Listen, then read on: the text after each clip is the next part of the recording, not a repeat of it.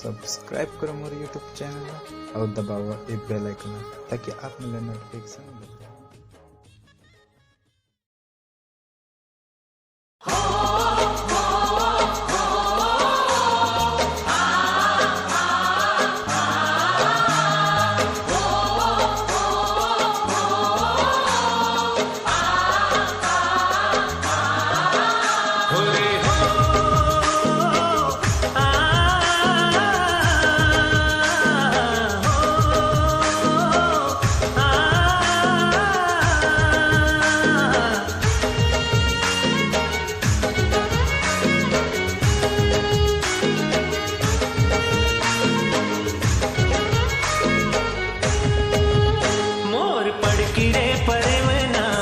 बोली सुवना बोलत है ना मोर पड़की रे परवना मिठ बोली सुवना बोलत है ना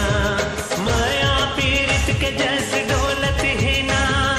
माया पीरित के जस डोलत है ना मोर पड़की रे परवना मिठ बोली सुवना बोलत है ना मोर पड़की रे परवना मिठ बोली सुवना बोलत है ना माया पीरित के जस डोलत है ना माया पीरित के जस डोलत है ना मोर पड़की रे परवना मिठ बोली सुवना बोलत है ना मोर पड़की रे परवना मिठ बोली सुवना बोलत है ना झूम झमाझम झूमर संगी झूम झमाझम झूम झमाझम झूमर संगी झूम झमाझम झूम झमाझम झूमर संगी झूम झमाझम झूम झमाझम झूमर संगी झूम झमाझम।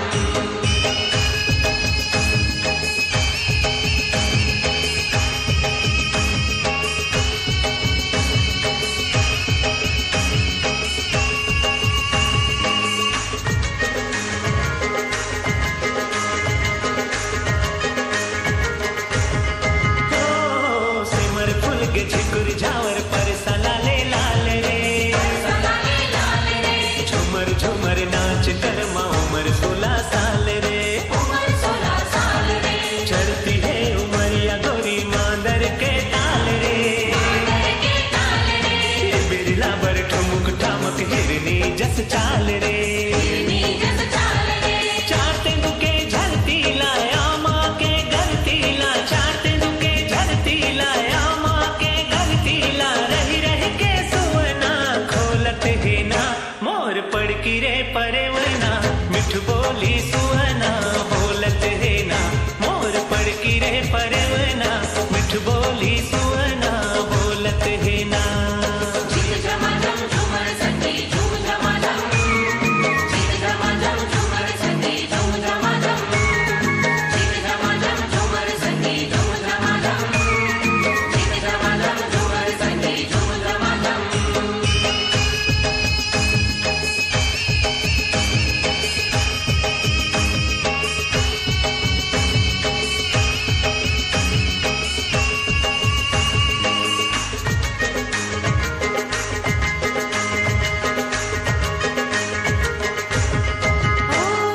जंगल झाड़ी महर महर जीरा झूमर जाए रे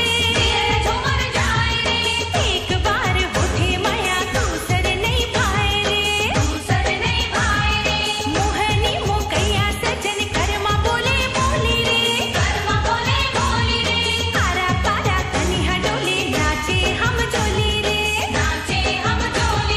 मोर मन की मितवा कही मोर मन की हितवा कही मोर मन की मितवा कही मोर मन की हितवा कही मोर मन